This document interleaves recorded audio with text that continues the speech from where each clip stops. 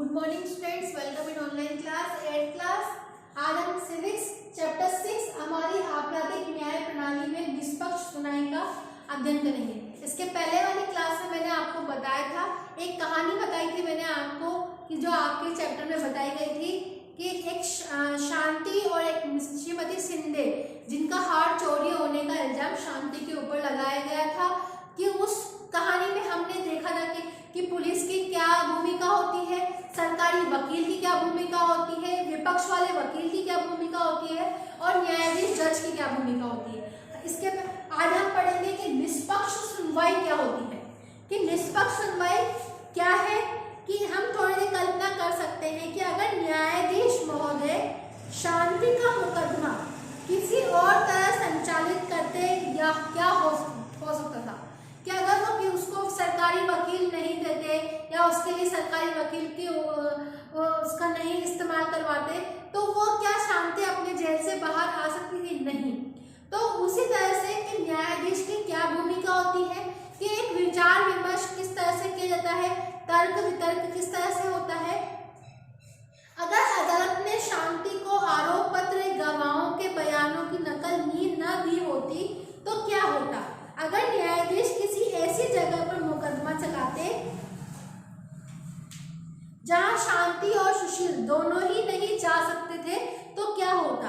अगर न्यायाधीश ने शांति की अधिवक्ता रॉय को अभियोजना की प्रस्तुत किए बिना श्रीमती शिंदे और उनके गवाहों को सुनकर ही सजा दे दी जाती तो क्या होता? पहले ही मान लेते कि शांति दोषी है, उसने अपराध किया है तो उसको सजा दे दी जाती तो क्या होता? इसी तरह से अगर हम बात होती है तो निष्पक्ष सुनवाई की, तो निष्पक्ष सुनवाई क्या है? निष्पक्ष सुनवाई कि जिस सुनवाई के अनुसार हम इस निर्णय पे पहुंचे ताकि कि वो निष्पक्ष है, जो निर्णय लिया गया है वो निष्पक्ष है, वो किसी के पक्ष में नहीं है। पक्ष में नहीं कि कोई गलत है, उसके पक्ष में अपने निर्णय लिया गया है तो वो निर्णय गलत माना जाएगा।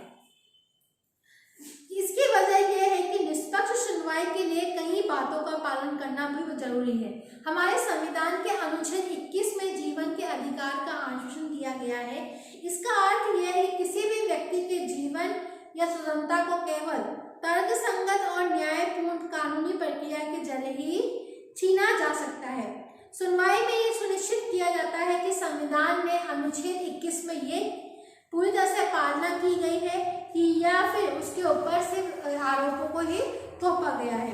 पहली बात तो यह है कि शांति का आरोप पत्र उन सभी साक्ष्यों को एक एक प्रति दी गई थी कि अभियोजना पक्ष में उसके खिलाफ अदालत में पेश किए गए हैं। कि शांति को भी एक आरोप पत्र दिया गया था और श्रीमती शिंदे को भी दिया गया था कि किस तरह से श्रीमती शिंदे ने शांति के ऊपर कौन कौन से आरोप लगाए गए हैं, कि जिन आरोपों को क्या शांति सत्य मानती है, उन सभी आरोपों पर ध्यान से विचार विमर्श करने के बाद में ही आगे की प्रक्रिया की जाती है।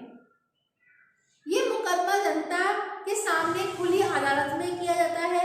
शांति का भाई सुशील अदालत की कार्रवाइयों में मौजूद था। मुकदमा आरोपी की उपस्थिति में चलाया गया था और शांति का एक वकील ने बचाव किया। शांति की अधिवक्ता वकील जो थी वो रॉय थी। उन्होंने शांति के आरोप पत्र को ध्यान से पढ़ा और जिस तरह से उसने सभी बातों को सबूतों को इकट्ठा करने के बाद में उसने अपनी बात को जज के समक्ष रखा। हालांकि पुलिस ने शांति के खिलाफ चोरी का मामला दर्ज किया था, लेकिन न्यायाधीश ने उसे निर्दोष मानते हुए मुकदमा चलाया था। अब अभियोजना पक्ष को निर्णायक रूप से सिद्ध करना था। जो उसके विपक्ष के जो वकील थे उसको यह साबित करना था कि जो शांति के ऊपर आरोप लगाए गए हैं क्या ये आरोप सारे सत्य हैं, या फिर शांति के वकील जो थे उन्होंने ये इस बात को प्रूफ किया या ये सत्य सबके सामने लेके आए कि शांति ने कोई भी गुनाह नहीं किया था, वो निर्दोष थी। महत्वपूर्ण बात यह है कि न्यायाधीश ने अदालत के सामने पेश किए गए साक्ष्यों के तथ्यों के आधार पर ही मुकदमे का फैसला सुनाया है।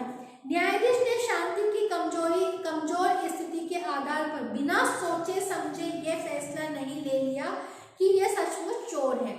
अगर जज चाहते तो उसी समय निर्णय दे सकते थे कि शांति कमजोर है, निर्णय उसने चोरी की है, उसके पास में पैसे भी मिले हैं, लेकिन न्यायाधीश ने उनके इस बात पर जोर न देते हुए उसको एक वकील मुहैया कराया, प्लस में उसके सभी बातों को ध्यानपूर्वक सुनकर उसकी सभी बातों को निर्णय न लेते हुए उस समय उन्होंने विचार विमर्श करके ही उस बात पर निर्णय पर जोर दिया है।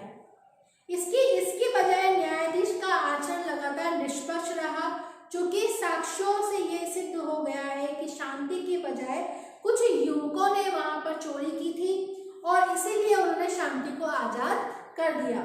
शांति को इसलिए न्याय मिला क्योंकि उसे निष्पक्ष सुनवाई का मौका दिया गया था। इस अध्याय में हमने उन सभी लोगों का जिक्र किया है जो संविधान और कानून दोनों में ये कहा गया है कि उन लोगों को अपनी जिम्मेदारियां सही से निभानी चाहिए। कि अगर हम इस अध्याय में हमने देखा कि इस अध्याय में हम उन सभी बातों पर अध्ययन किया कि किस तरह से एक पुलिस की क्या भूमिका होती है, उसका क्या कार्य होता है कि वो किस तरह से अपने FIR दर्ज करेगा, उसके बाद वो मजिस्ट्रेट के समक्ष प्रस्तुत करेगा, तो वो समस्त प्रक्रियाएं होती हैं। तो और पुलिस की क्या भूमिका, न्यायाधीश की क्या भूमिका, सरकारी वकील की क्या भूमिका या अभियोजन अभिव्यक्ता की क्या भूमिका, इन सभी को ध्यान में रखते हुए उन्होंने मुकदमा को चलाया था। और ये सभी मान्यताओं है कि प्रत्येक नागरिक चाहे वो कहीं किसी भी वर्ग, जाति, धर्म या किसी भी समुदाय का क्यों ना हो, उसे निष्पक्ष सूचना का अधिकार प्राप्त करने का अधिकार हमारे संविधान के द्वारा दिया गया है। प्रत्येक नागरिकों को संविधान के माध्यम से निष्पक्ष सुनवाई का अधिकार भी न दिया जाए तो इस सिद्धांत का कोई मतलब नहीं है कि हम एक स्वतंत्र नागरिक हैं। अगर हम इस बात को तब जाके हम कह सकते हैं कि हम भारत के स्वतंत्र नागरिक हैं, क्योंकि हमें हमारे संविधान के द्वारा सुनता दी गई है कि हम अपनी बात को दूसरों के समक्ष रख सकते हैं। ठीक है, आपका चैप्टर खत्म है। अब हमारी आपराधिक न्याय प्रणाली के बारे में हमने पढ़ लिया है, इसमें हमने किन किन तथ्यों का अध्ययन किया है, आप सबको समझ में आ गया होगा। Thank you, have a nice day.